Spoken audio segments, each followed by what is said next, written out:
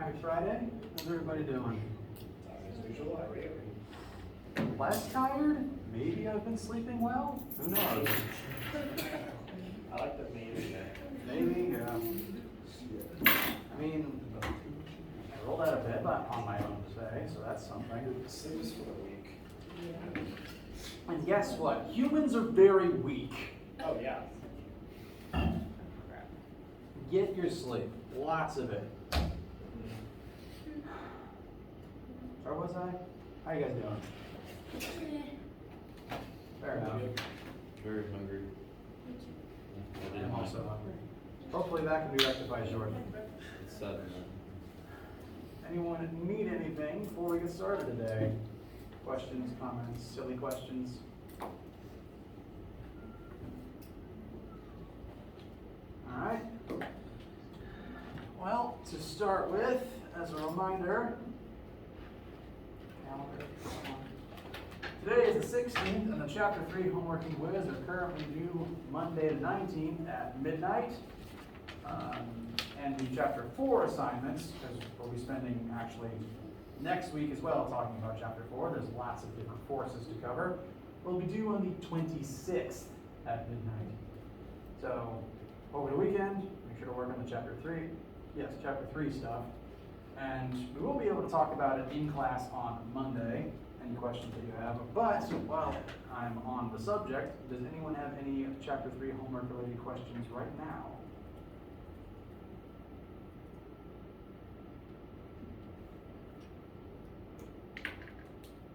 All right. Well, I do encourage you to work on it over the weekend. The sooner you start it, the easier it will be to finish, and the less likely you'll have to send me an email around midnight on Monday, which won't work well for either of us. Main focus for today is we're going to look at a specific scenario involving gravity and normal force, because it's a common one, but a weird one that I want to make sure you've seen before lab next week, because next week we're going to start doing force labs, and ramp questions do happen, and they involve a very specific interaction between gravity and normal force that's weird to picture, and I want to demonstrate it to you now before lab. So we discussed on Wednesday what normal force is, and that frequently it is equal and opposite to the force of gravity. Namely, if you have an object that is sitting still on a flat surface, gravity will point straight down, and this horizontal surface will create a normal force vertically upwards that happens to counteract gravity, and that will keep the object in place. But we also discussed that gravity and normal force are not third law pairs. One does not directly cause the other. One is not a reaction to the other, which means that they will not always be equal, and they will not always be opposite. There are cases where gravity and normal force aren't the same number, and there are cases where they won't point in opposite directions. Ramps are examples of both of those problems at the same time. So we'll be analyzing what happens on this ramp and utilizing gravity and normal force in conjunction with one another to ultimately determine the acceleration that this box will have as it slides down this ramp. Now, questions before I start analyzing this scenario with you guys?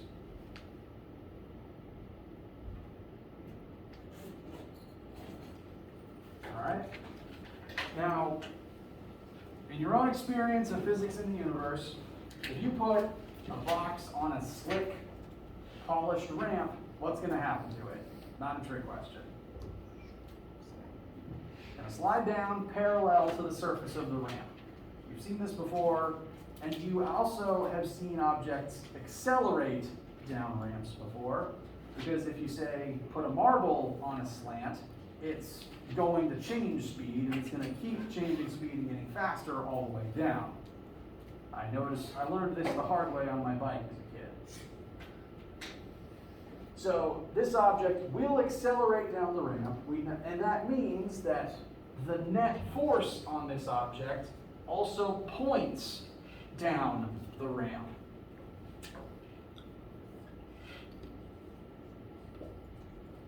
Whatever forces are present on the box, they must add up to some force that points this way, because due to Newton's second law, net force is what causes resulting acceleration.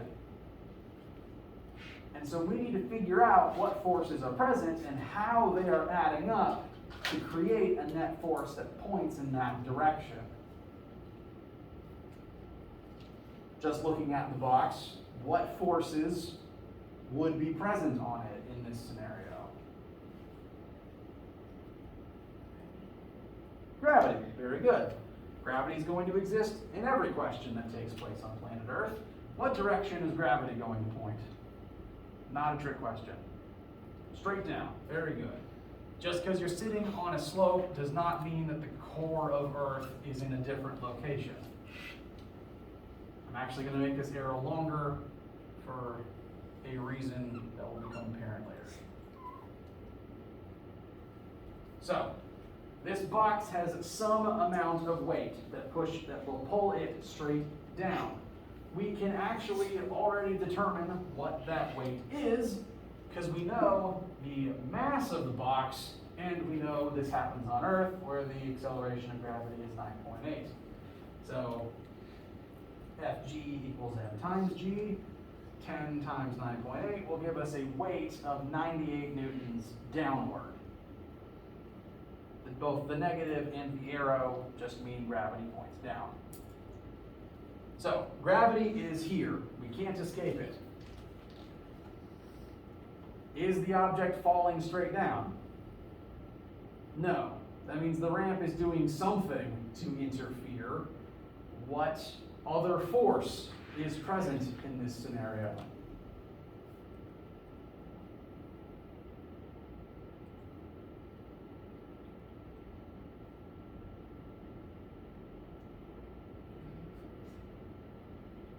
Say again?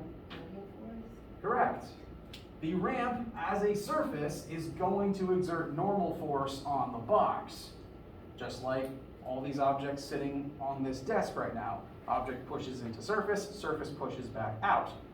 The question, the real question, what direction is that normal force going to point in?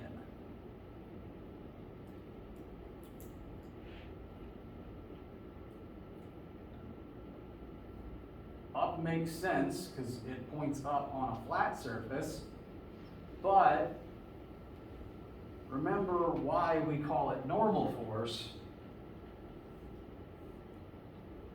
Because of the math definition of the word normal.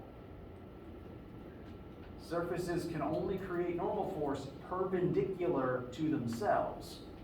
So if the surface is tilted, what's going to happen to the normal force?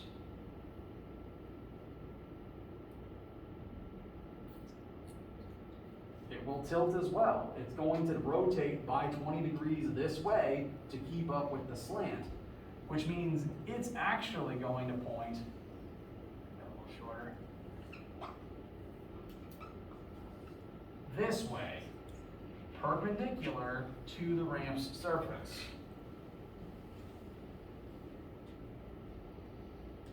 If you tilt your eyes, it should still look like a straight line coming out of a flat surface, but from our normal reference frame, it's tilted by 20 degrees.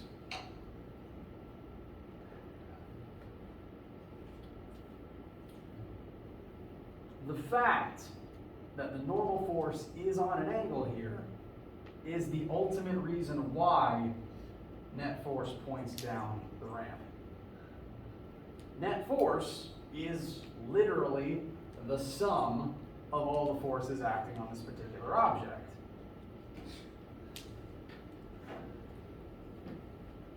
Which means that net force would be the force of gravity that points straight down, added to the normal force, which points up and to the right. Since normal force would have a rightward facing component,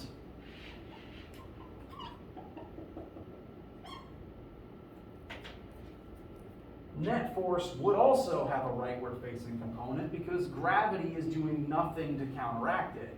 Gravity only points down. It's unable to mitigate the rightward facing component from normal force.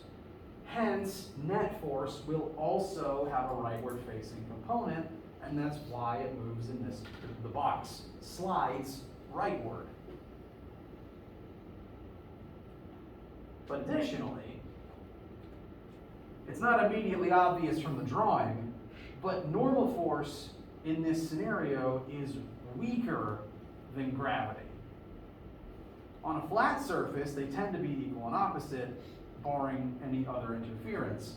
But as you start tilting upwards like this, normal force begins weakening because it's only able to generate force to counter the portion of gravity that is perpendicularly pointing into the surface. I'm going to draw a different triangle real quick.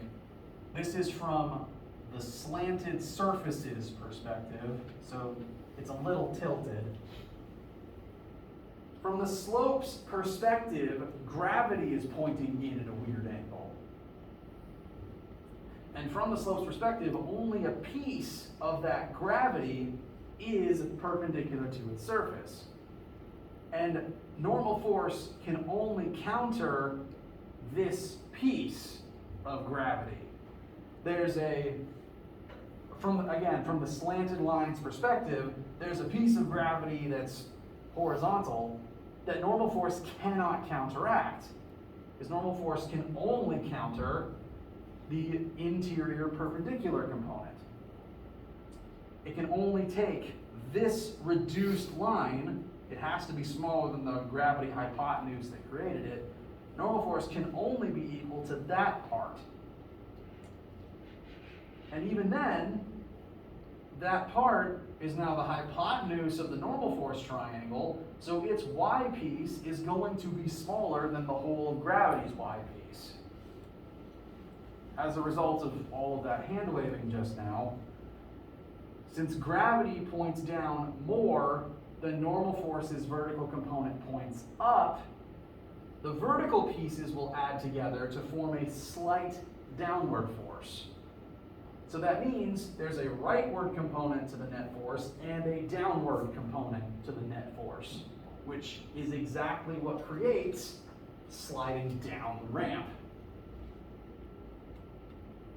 Objects slide down ramps like this because of the unique interaction between gravity and the tilted normal force.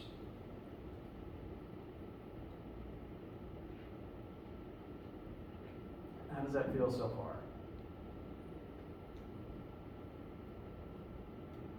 Okay.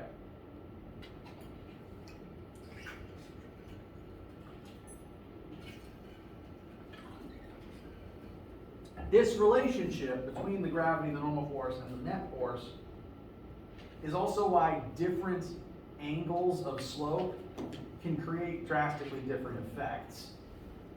I'm going to take this 20-degree triangle and redraw it as both a smaller and a bigger one to kind of show the relative changes that would cause to the normal force vector. If I make it a really small slope, like you might not even notice you were walking uphill if you were walking on this. Let's just call it like 5 degrees.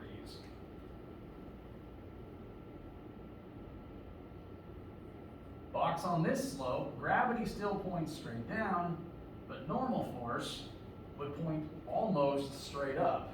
It's only tilted a little bit, so it would only shift about 5 degrees from the vertical. Since it's pointing mostly up, it's actually able to counter gravity pretty effectively here. And so the net force down the ramp would be very small, because there's only a very little horizontal component and a very little vertical component to the net force. And that's why things don't always visibly roll down slopes like this. Friction can usually hold things in place. The opposite extreme would look like that. I'm just gonna call that an 85-degree angle. That's almost a wall. No climbing this unless you're Gecko or Tom Holland. And at this degree, gravity is unchanged because again, Earth's core didn't go anywhere. But now normal force points almost completely to the right.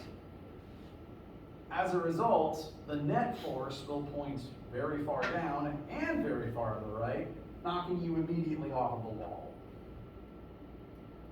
Or sliding you immediately down it. Net force will increase in this scenario. Until eventually, it's just a horizontal wall and you will slide down it immediately. There's nothing to grip. So the angle of incline affects the angle of separation between these two things. The bigger the angle, the more different the normal force and gravity are, and the bigger the net force they add up to is. And that causes bigger motion down the hill. Questions so far? Okay. We can use this knowledge to our advantage to try to figure out what net force is. It should be the sum of these two vectors, gravity and normal force.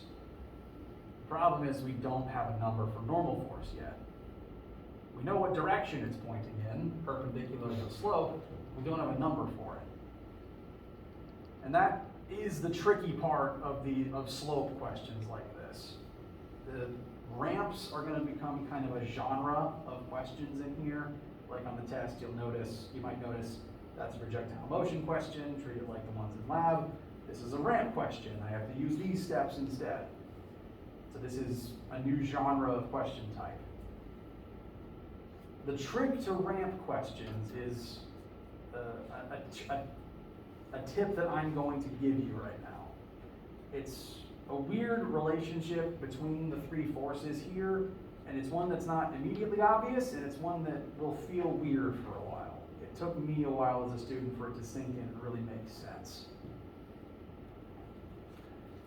But I want you to notice, normal force points perpendicularly out of the slope, and the net force is parallel to the slope. That means normal force and net force are perpendicular to each other. So what I'm going to do is, I'm basically just going to copy and click and drag these lines and draw them together at a right angle to demonstrate that. So drag this up, bless you. Net force, drag this, normal force, and they exist at a right angle compared to each other. That means they can form the two legs of a right triangle. The only missing side would be the hypotenuse between them. And guess what that hypotenuse coincidentally is equal to?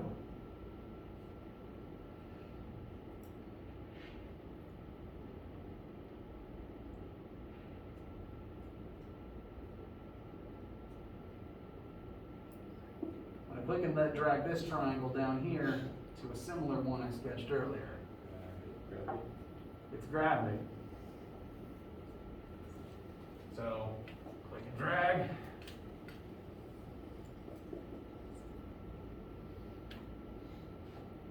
Because gravity and normal force add together to net force, and because net force and normal force are perpendicular to one another, all three of these things together form a right triangle. And since gravity is the biggest vector present, it ends up the hypotenuse.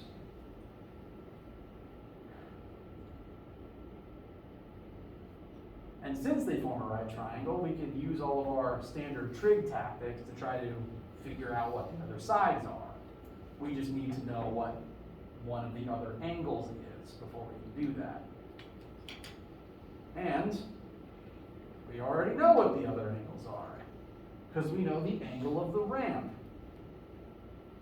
This is one of the parts that's kind of weird. Whenever you do a question like this, whenever I do one on the board with you, I'm gonna redraw this triangle exactly the same way. Gravity is both the hypotenuse and it points straight down. Net force is parallel to the ramp. Normal force is perpendicular to the ramp and the net force. So the triangle will always look about the same. And the way that I draw it, the angle between normal force and gravity will always be the one at the top. And that angle is the same as the ramp angle.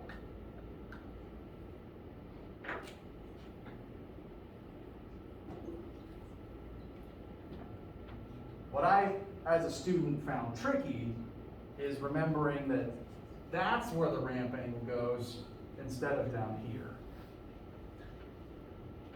I swear, I promise you, it goes up here. I had to learn it the hard way when I was in those chairs where you're sitting now.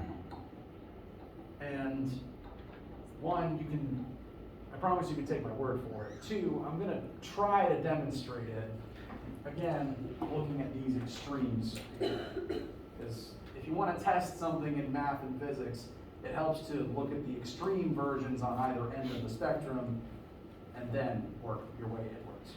So, looking at these extreme cases, if I click and drag gravity and normal force to form the same triangle, notice here, normal force is only slightly tilted away from the vertical. So,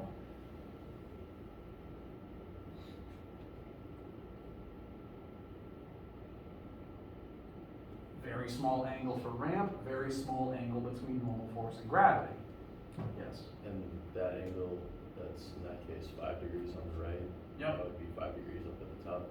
Mm-hmm. Okay. And then the opposite extreme, where normal force is almost completely horizontal.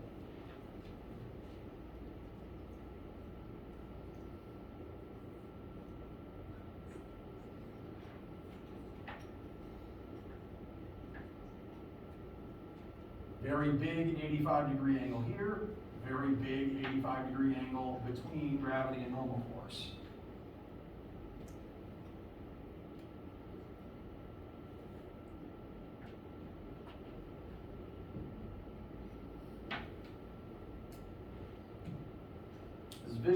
Does looking at the extremes make that make a little more sense?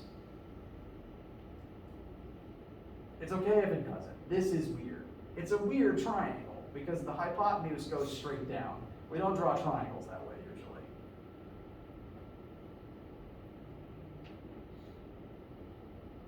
So if this takes a minute, if this just does not work with any sort of trig or physics or math you've done before, is okay. Physics is hard and this is weird even by physics standards.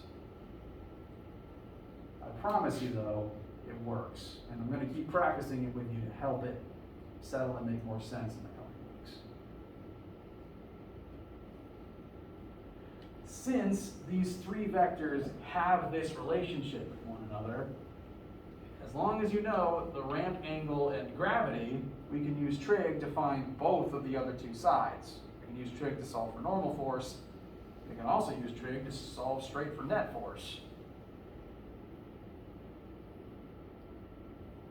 Rather than have to go through the step of dividing normal force up into its components and adding it to gravity only to get a vector that is still on a slant. So I like using the trig to find net force than having to go through those other set of steps. So, since the 20 degrees goes here between normal force and gravity, from that 20-degree perspective, net force is the opposite leg and gravity is the hypotenuse. So if we want to skip straight to net force, that's going to involve sine. Oh, we know theta. Sine of 20 is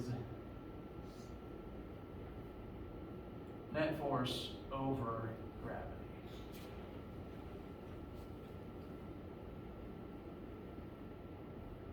And we could use cosine to solve for normal force, which in some questions you will need a number for normal force. That'll become important next week. For right now, This is just how I'd recommend finding net force if that was your goal.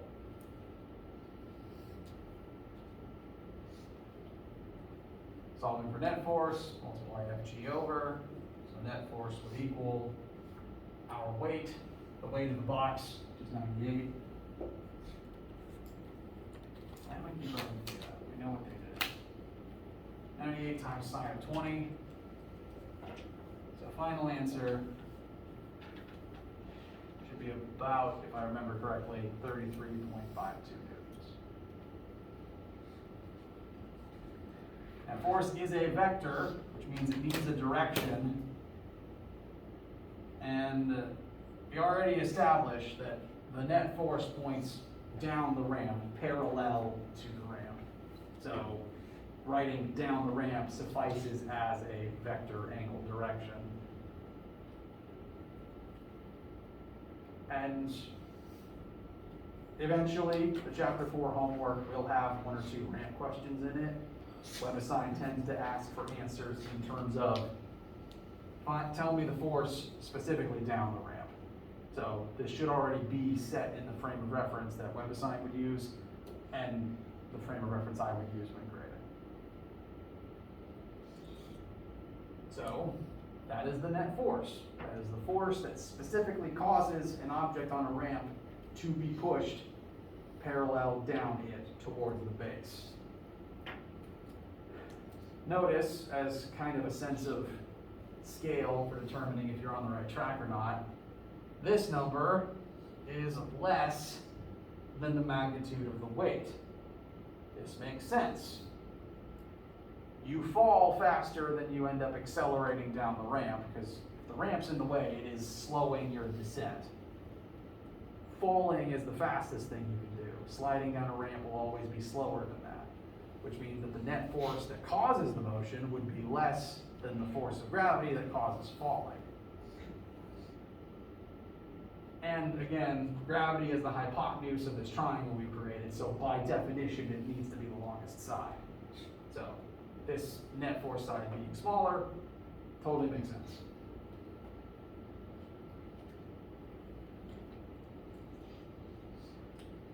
Now that we have net force, we just have to employ Newton's second law to determine what the acceleration would be. Newton's second law again, net force equals mass times acceleration. So net force equals ma, 33.52 equals our mass of 10 kilograms times our acceleration. And that would give us a final acceleration of 3.352 meters per second squared down the ramp.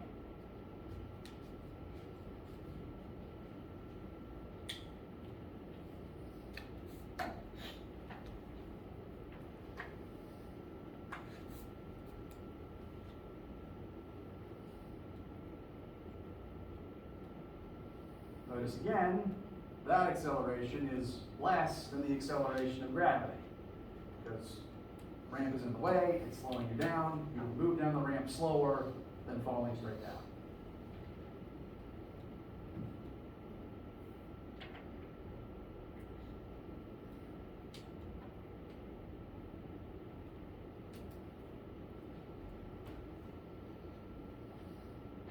How does this feel?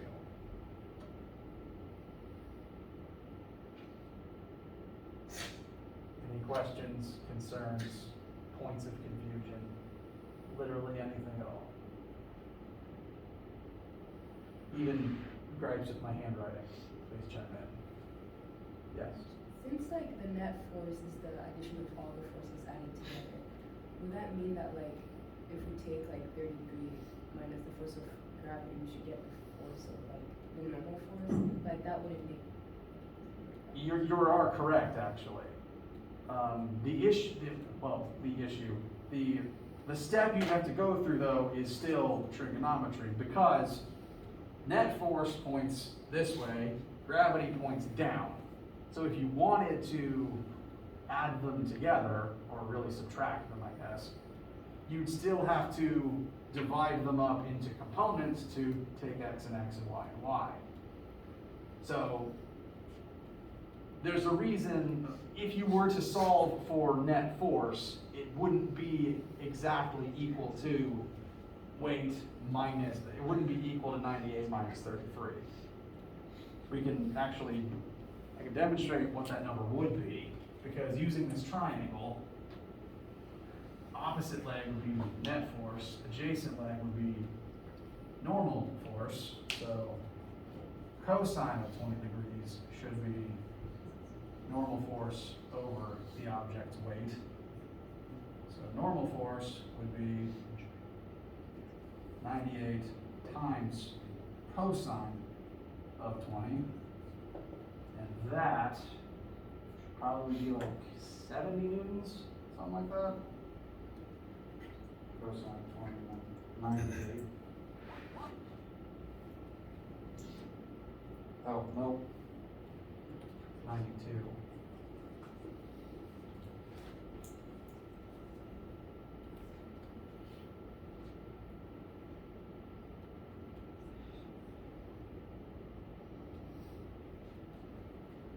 So that is the magnitude of the of the normal force. It's just pointing in this direction. Notice again, that's not in either of the same directions as the net force or gravity. So to actually properly add them would involve the trig of separating all the vectors into their component forms and adding the components together to get the answer. Do you have to draw the little symbol anyway? Not necessarily. If you were to, like, if I asked you, say, on a lab, what is the normal force, there's other ways you could write the direction. You could write perpendicular to the ramp. You could write 20 degrees away from vertical. Frankly, unless I ask you for direction, I might not even count on if you left it out. I'm just mentioning it to set in your minds that it's at a different angle than vertical right now.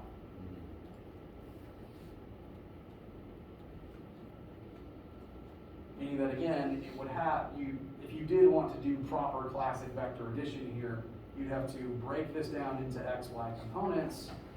Then you could add them with gravity's single vertical component, and that would tell you the vertical and horizontal components of the net force, which again, the hypotenuse of those components would be 33 that we found.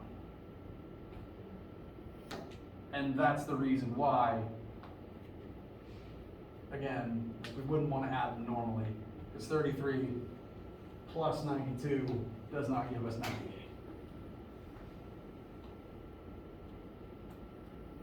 Did that address the original concern? I think I started rambling.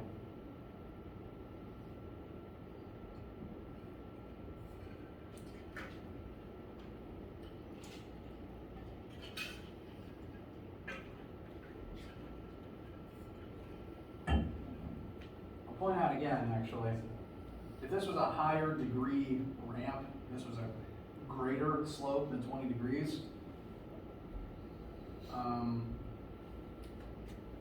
you can fiddle with this in your calculator if you want. Cosine of 20 gives you like 0.93.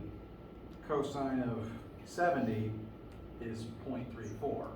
As the angle gets bigger, cosine gets smaller. And so as the angle gets bigger, the normal force actually drops. Because as you tilt further and further away, gravity's not really pushing into the surface as much.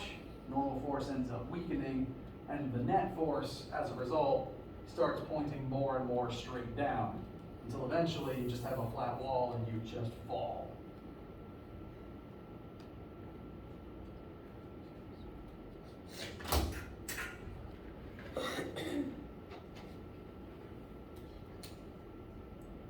Anyone have any issues with this as of right now? It's okay if it's still weird. It's okay if you don't know what your questions are.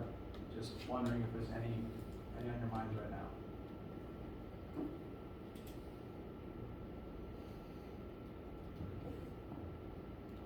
All right. Well, that's actually the main thing that I wanted to talk about today. So we can actually start winding down now. If no one has anything pressing on their minds, or any silly sci-fi questions, I guess. As a reminder, the Chapter 3 homework is due Monday, so work on it over the weekend. We can talk about it on Monday. I've also got some students coming by for questions shortly, once my lunch break begins, so I might just end up having a little study session here if that's something you feel you need. I'm just rambling and buying time at this point. If you guys don't have anything you need, then call it here. You guys can head on out for the weekend. Next week we'll talk about friction, and we will use both friction and ramps in a lab. So stay tuned for that. And have a good weekend.